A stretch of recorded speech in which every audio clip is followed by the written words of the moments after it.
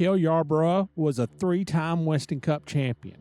He was at ground zero of the most famous fight in NASCAR history. He won 83 races at NASCAR's highest level, including 4 Daytona 500s.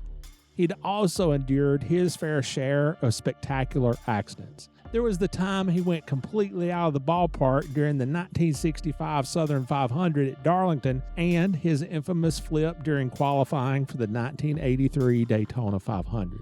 It was a little-known accident in 1979 at Talladega, however, that very nearly ended his career, if not his life.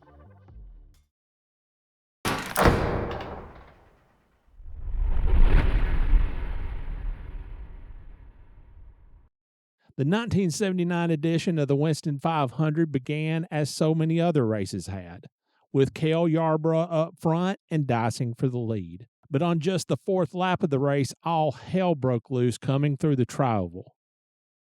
We were coming down the front stretch, and I noticed Buddy's was a little bit loose, and then as we came through the dog leg, Buddy's car just turned sideways right at the start-finish line. I was right behind him, and I had nowhere to go. The only thing I could do to try to miss him was to turn hard left, and I did. My car got sideways in, and Denny Parsons got me in the door, which he had nowhere to go either. And then from then on, it was just a wild ride down through the mud and the grass. Photographer Dozier Mobley was in a helicopter hovering over the racetrack, and he captured an incredible sequence of shots that were published in the May 10th, 1979 issue of Southern Moto Racing and November 8th, 1979 in Grand National Scene. No less than 17 cars were involved in the accident, with 8 done for the day, including Cale, Buddy, Benny, Rookie Dale Earnhardt, Dick Brooks, Lenny Pond, and Harry Ginn. As Cale's momentum continued to carry him toward the first turn, more carnage awaited.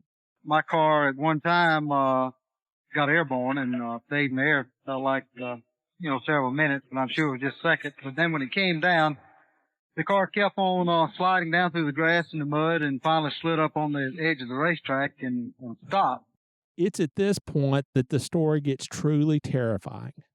At this time, I sat there for a little while and waited till I thought everything was over, and then I got out of my car to take a look at it, and Dave Marcus's car was stopped fairly close to mine. And as I walked out of my car down towards the front of it, another car came in and hit Marcus head on and knocked him into me and just pinned me between the two cars. Dozier's shots later in the season in Grand National Scene show the horror as it was unfolding. Dave Marcus, number 71, and Cale Yarborough, number 11, are to the right, as DK Ulrich approaches on the far left, with young Bill Elliott to the high side of DK. And then, Cale begins to crumple to the ground, a split second after the moment of impact.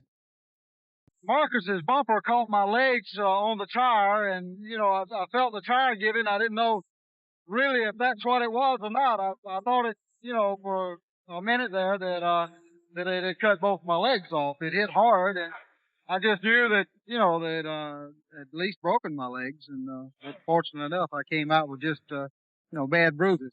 The final 3 photos, the first 2 from Grand National Scene and the last from Southern Moto Racing, all by Dozier, are by far the most poignant of the entire sequence. Cale's laying on the ground. Dave's already by his side trying to help. DK rushes up from his car. They're racers trying to help a fellow racer who's in trouble.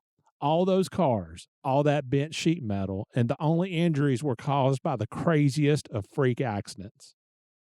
We were all running over 200 miles an hour when all this stuff started, and, other than me getting hurt after I got out of the race car, everybody else walked away from it. So this says a lot for the safety of the Grand National race cars. Bobby Allison, Cale's foe in the fight following the Daytona 500, went on to win the race. Darrell Waltrip, a lap down due to the early multi-car wreck, took second in his battered car. And longtime NASCAR independent driver Buddy Arrington was third, the best finish of his career. And if that's not enough for a happy ending, Cale Yarborough went on to win the very next race at Nashville.